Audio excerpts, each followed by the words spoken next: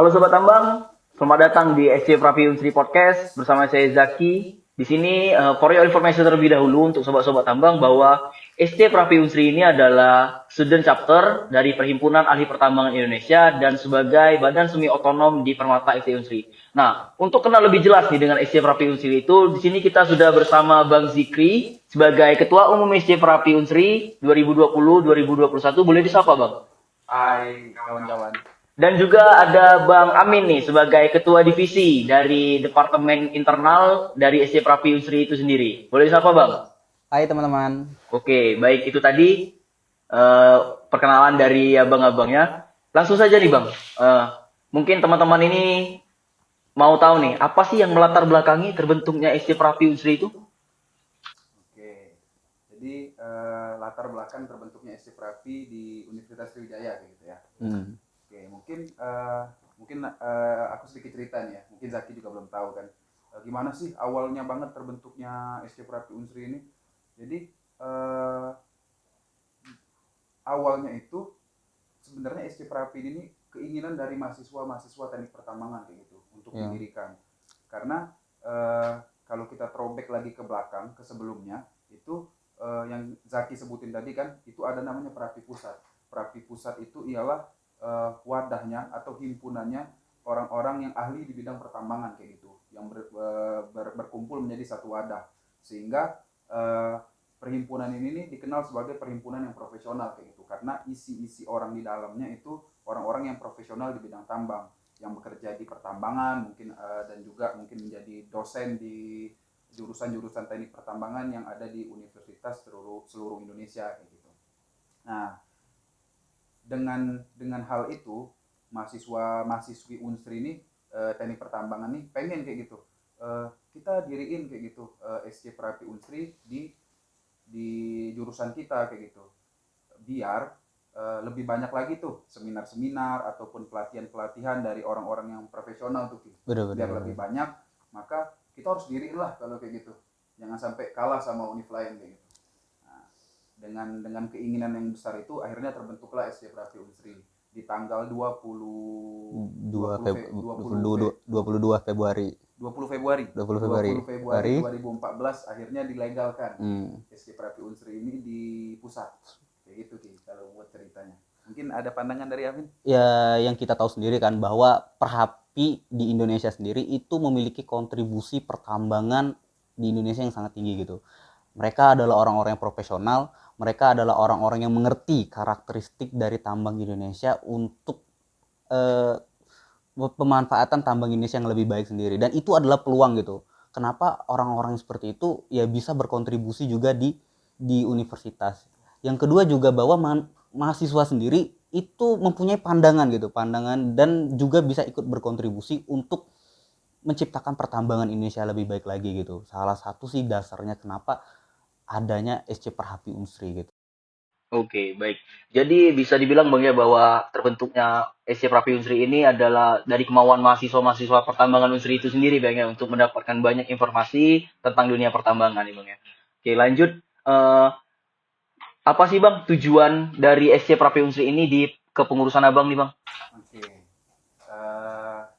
Jadi di kepengurusan Abang ini mungkin Abang tuh lebih kayak memaksimalkan lagi sih, memaksimalkan fungsi dan juga nilai-nilai dari SC Prapi itu sendiri kayak gitu. Yang seperti Zaki sebutin tadi lagi kan. Jadi SC Prapi ini tuh sebagai jembatan antara Prapi Pusat dan juga Permata FT Unsri kayak gitu. Jadi di situ Abang pengen maksimalin tuh. Berarti Abang harus sebanyak-banyaknya mengadakan seminar-seminar dan juga mendatangkan pelatihan-pelatihan kayak gitu untuk anak-anak Unsri dari orang-orang yang profesional juga kayak gitu kan yang kita tahu dari Prapi Pusat kayak gitu. Yang pasti itu tujuan utama dari kami kayak gitu. Dari kami selaku pengurus SC Prapi Unsri 2020-2021. Mungkin bisa ditambahin bro. Iya, selain untuk itu juga meningkatkan silaturahmi juga. Yang pasti sih tambang Indonesia ini perlu orang-orang yang tepat, orang-orang yang ahli. Dan harapannya sendiri dengan adanya SC Perhapi itu lebih banyak lagi gitu. Orang-orang yang memang mampu untuk mengolah tambang Indonesia gitu. Itu sendiri sih untuk kenapa sih ada SC Perhapi, dan memang apa ya? Ini potensi gitu, potensi bagi seluruh mahasiswa tambang, nggak mahasiswa tambang juga, untuk masyarakat sekitar juga mengenal tambang gitu harus dicerdaskan gitu, termasuk juga program dari SC Perhapi gitu kan itu. Itu tugas kita Oh semua sih iya. sebenarnya.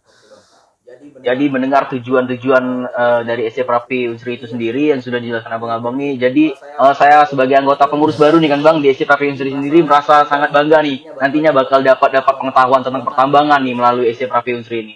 Eh, ini kan Bang Zikri kan sebagai ketua umum nih ya dan Bang Amin ini kan sebagai kepala divisi edukasi nih ya.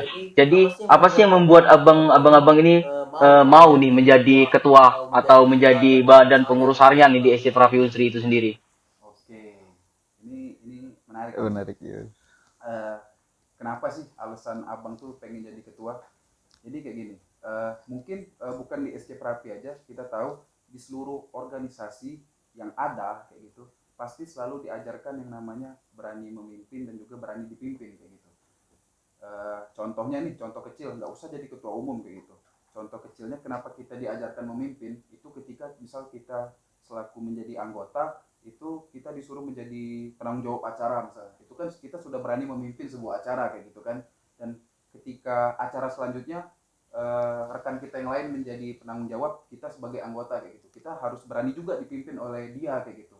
Nah, itu juga yang mendasari abang sebagai ketua sebagai ketua yang mencalonkan diri waktu itu kan kayak gitu.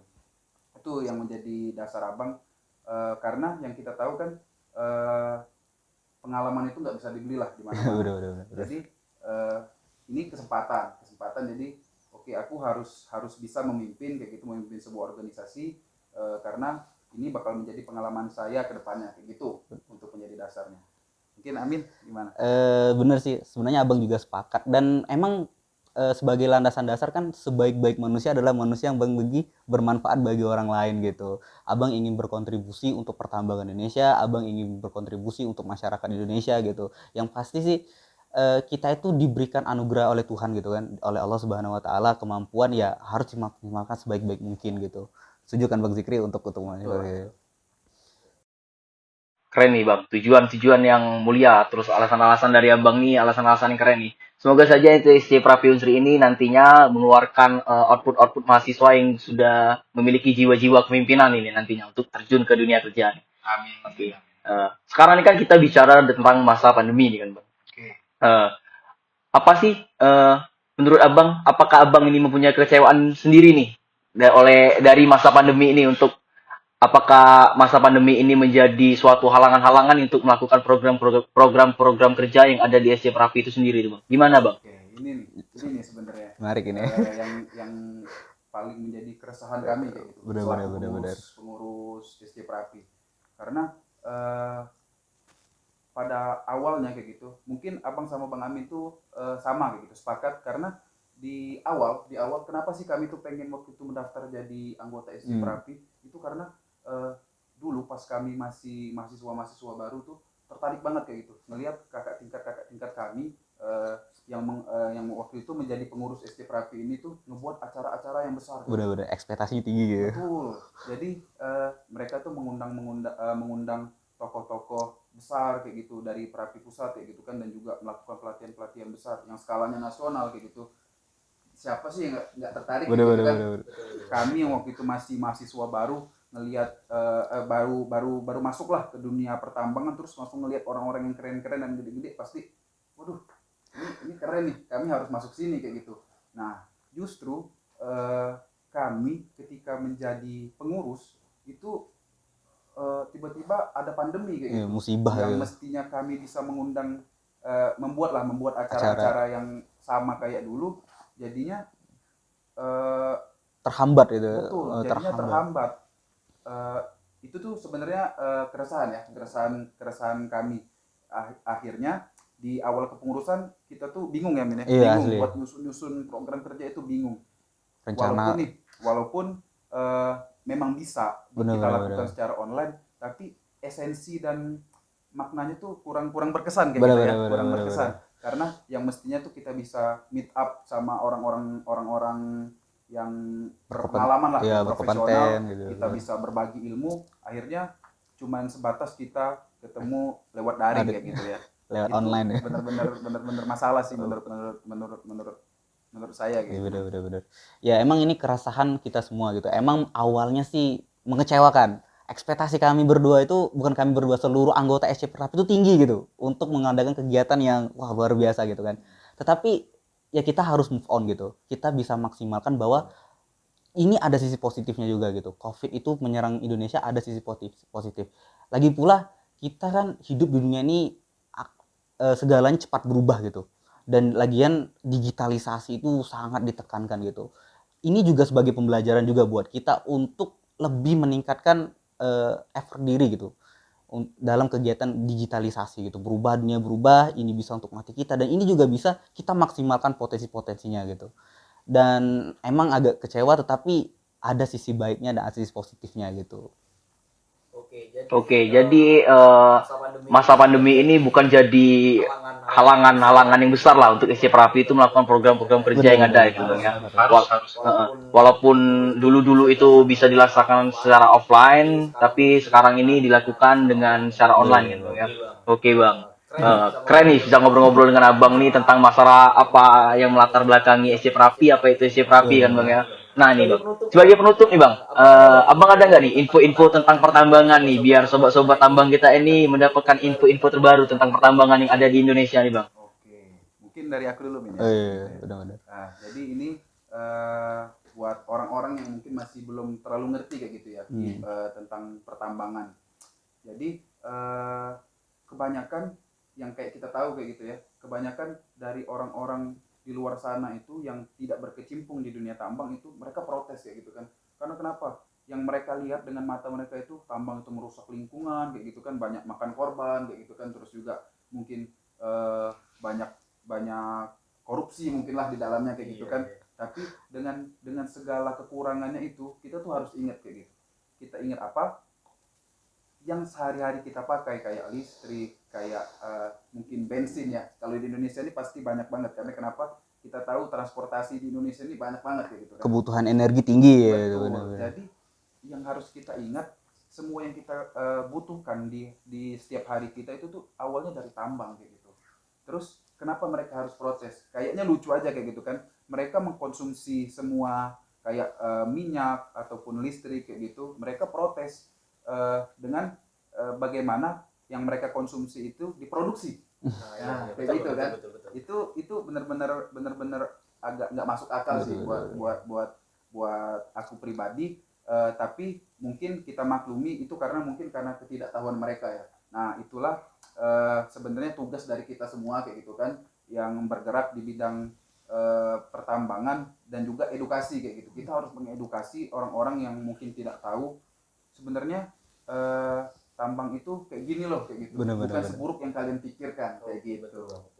Mungkin ya kita bisa melihat juga dari sejarah gitu kan. Sejarahnya bahwa banyak kok negara-negara yang kita bisa bercermin dari negara tetangga-tetangga kita, negara-negara lain, bahwa ada beberapa negara yang mempunyai anugerah kekayaan alam khususnya di bidang tambang itu ada yang maju, seperti negara-negara Arab Saudi gitu kan, seperti negara-negara di Timur Tengah gitu. Itu mempunyai tinggi rakyat yang makmur, tapi tidak bisa kita pungkiri ada beberapa negara-negara di luar sana yang tidak bisa memanfaatkan kekayaan tambangnya dengan baik, itu menjadi terpuruk gitu.